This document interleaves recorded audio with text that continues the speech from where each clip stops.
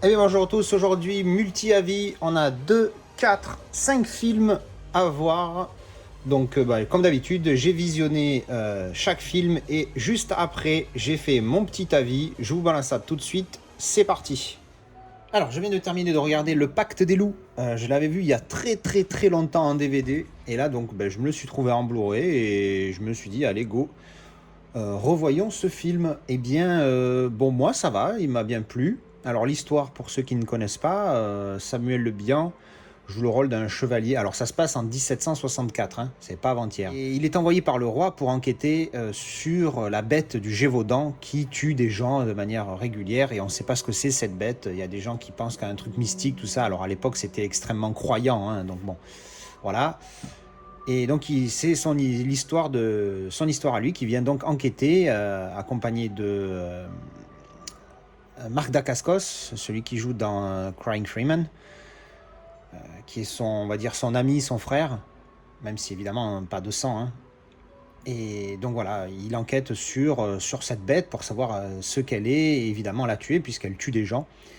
Et évidemment, il y a beaucoup de rebondissements. C'est un film qui est assez long, il fait à peu près 2h30. J'avoue qu'il est peut-être un petit peu trop long. Alors je l'ai regardé avec Steve, lui il va vous dire clairement que c'est trop long, ça c'est sûr.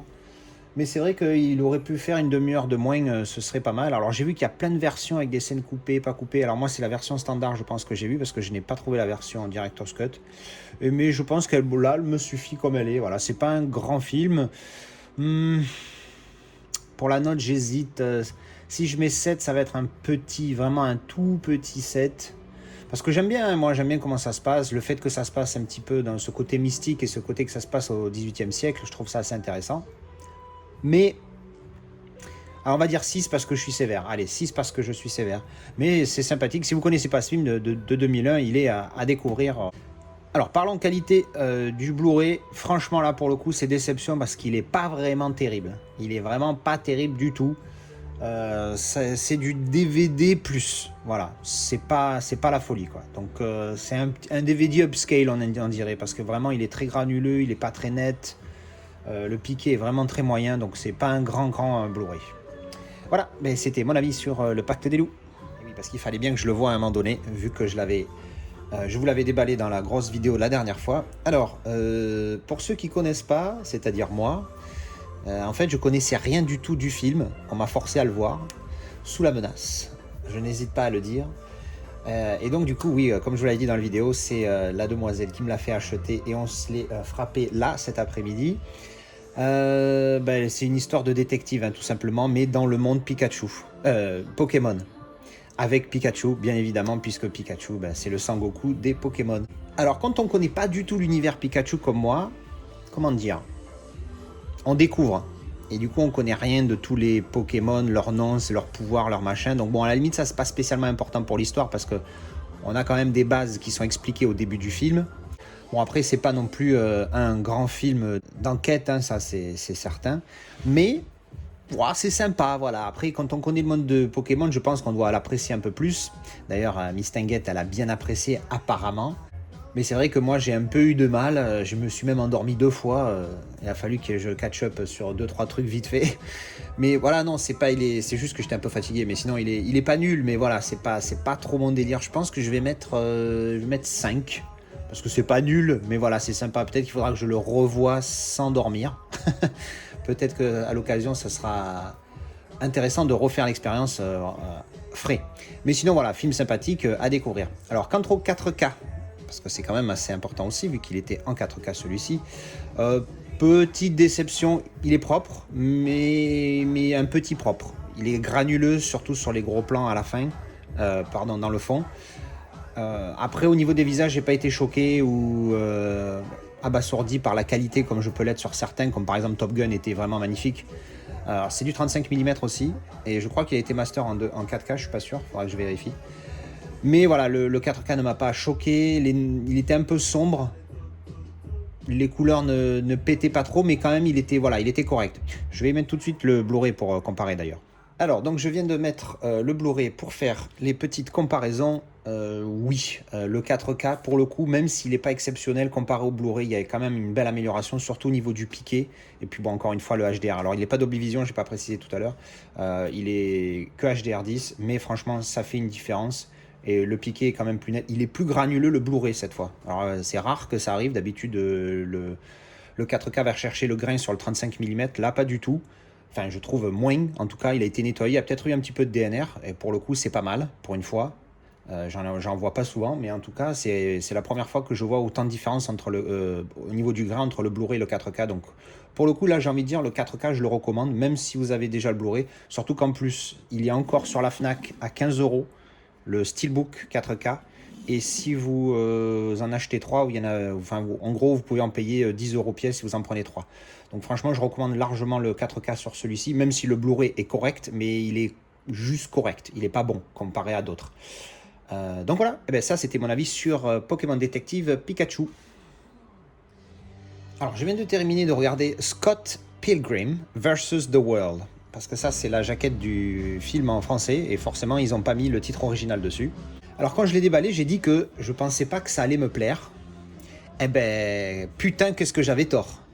Je me suis régalé. C'est un pur film. En fait t'as l'impression de regarder un mec jouer à un jeu vidéo mais dans la vraie vie.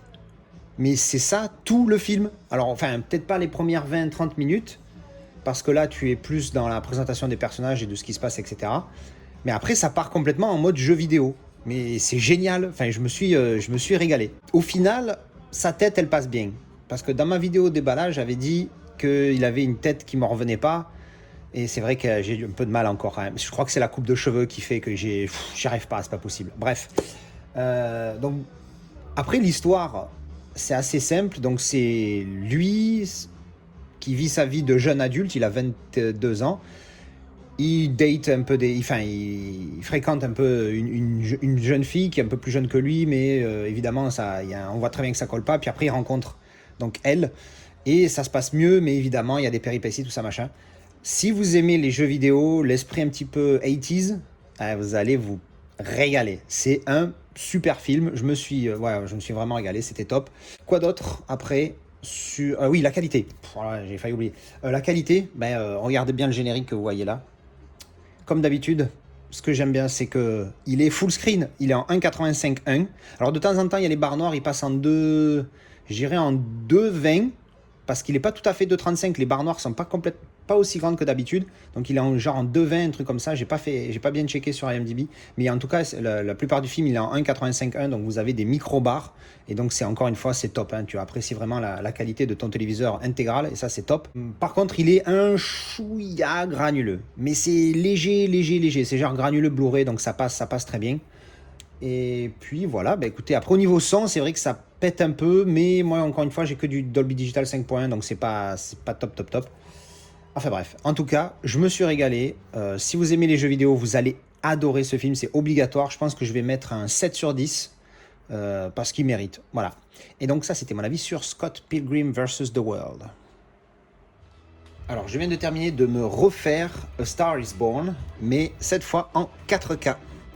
Alors on va parler un peu du film et de la qualité comme d'habitude. Alors au niveau du film, pour ceux qui ne connaissent pas, Bradley Cooper, il interprète un chanteur de country très célèbre et il rencontre dans un bar de trance, de drag queen, pardon, Lady Gaga qui elle chante une chanson de Edith Piaf, je crois, c'était La vie en rose il me semble. Et donc du coup ils se rencontrent et puis voilà, c'est leur histoire d'amour, ils tombent amoureux, tout ça. C'est un film qui est il y a beaucoup d'émotions dans ce film là parce que bon lui il a un petit problème d'alcool, c'est rien de le dire. Et donc après, voilà, c'est juste leur histoire entre deux. Je pense qu'il y a... J'ai pas trop envie de dire des choses parce qu'après, j'ai pas envie de spoiler. Vous avez le synopsis du départ. Je pense que ça suffit. Après, on est hypé ou pas. Alors évidemment, ça chante, mais c'est pas une comédie musicale. C'est pas la même. C'est comme Bohemian Rhapsody.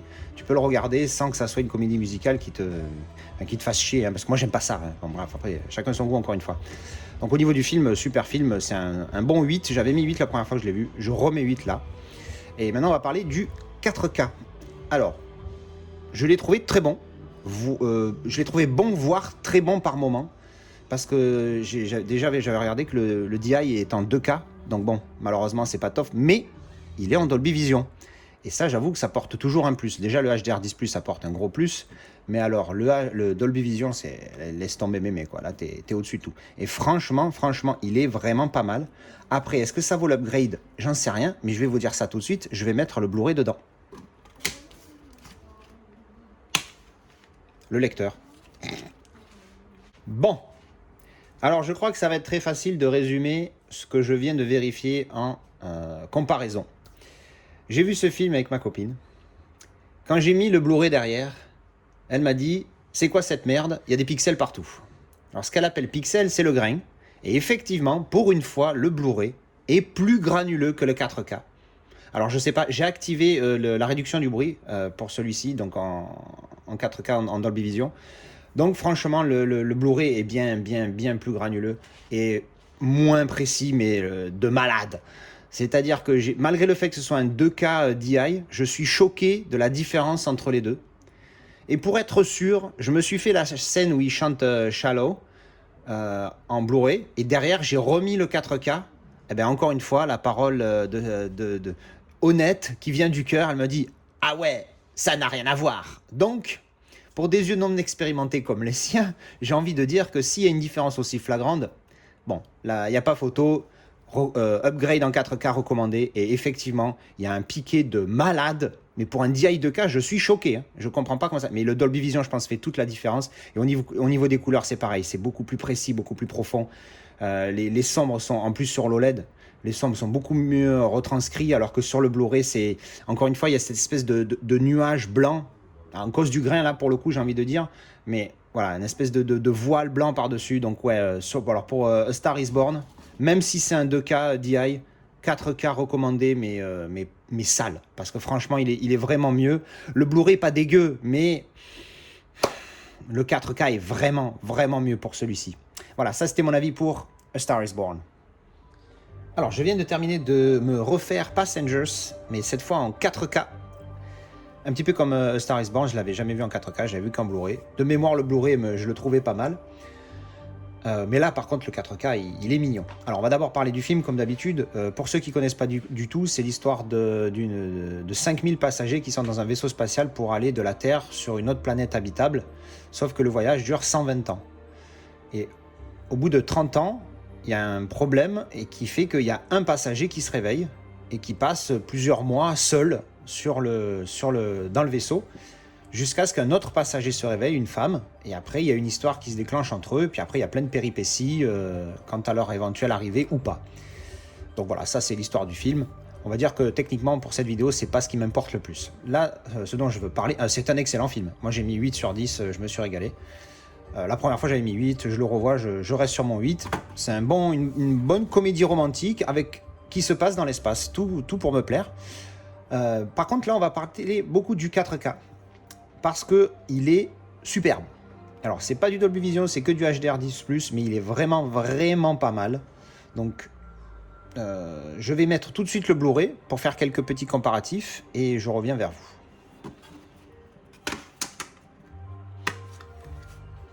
Alors, donc, je viens de mettre le Blu-ray, j'ai remis le 4K derrière. J'aime bien faire ça parce qu'en fait, tu te rends bien compte des différences quand tu reviens au Blu-ray, et puis surtout quand tu fais 4K, Blu-ray 4K, tu vois vraiment l'apport. Alors, le 4K est vraiment bon. Vraiment très bon. Après, attention, c'est du Sony. Le Blu-ray est super bon. Autant sur Star Is Born, la différence, elle était quand même énormissime. Là, la différence est moins flagrante, mais vraiment bonne. Là, la différence est moins flagrante, mais le 4K est vraiment très bon. Le Blu-ray, attention, hein, si vous avez déjà le Blu-ray, est-ce que ça mérite l'upgrade? J'ai envie de dire oui, parce que le 4K est vraiment superbe. En plus, c'est un DI 4K. Il a été filmé en Ariro 6.5K. Donc, c'est vraiment une vraie belle image que vous avez. Alors, sur une OLED, sur un OLED, je vous en raconte même pas. Donc, vraiment un pur 4K. Je vous le recommande fortement. Si vous avez le Blu-ray, si vous êtes un gros fan de 4K, alors je dirais pas que c'est une référence, mais il est très proche de mon top 4. Parce que 1917 et lui... il est proche, voilà, ça va. Donc c'est un très bon 4K. Si vous avez déjà le Blu-ray, tout dépend de l'amour que vous portez au film. Si vous pensez vraiment que si vous adorez, moi j'ai mis 8. Donc pour moi les 8 ça mérite le 4K. Si vous trouvez le film moyen, bon ben je pense que vous pouvez passer sur le 4K, mais sinon il est vraiment bon. L'UHD est vraiment nickel. Voilà, donc ça c'était mon avis sur Passengers. Et voilà, c'était mes avis pour ces 5 films. Dites-moi ce que vous en pensez en commentaire, si vous avez aimé autant que moi ou pas, si vous avez détesté. Après, hein, je suis ouvert à tout commentaire. Alors, il y a eu du très bon, du moyen, du rigolo. Surtout ces deux-là. Et puis bon, des 4K magnifiques hein, que je recommande fortement. Voilà, mais encore une fois, un petit commentaire. Ceux qui veulent rejoindre le Discord, il y a le lien dans la description. Si le lien est périmé, demandez-moi et je vous mettrai un lien à jour. Et puis je vous dis à la prochaine pour une nouvelle vidéo d'avis ou de déballage. Ciao, ciao. Ciao, bon dimanche.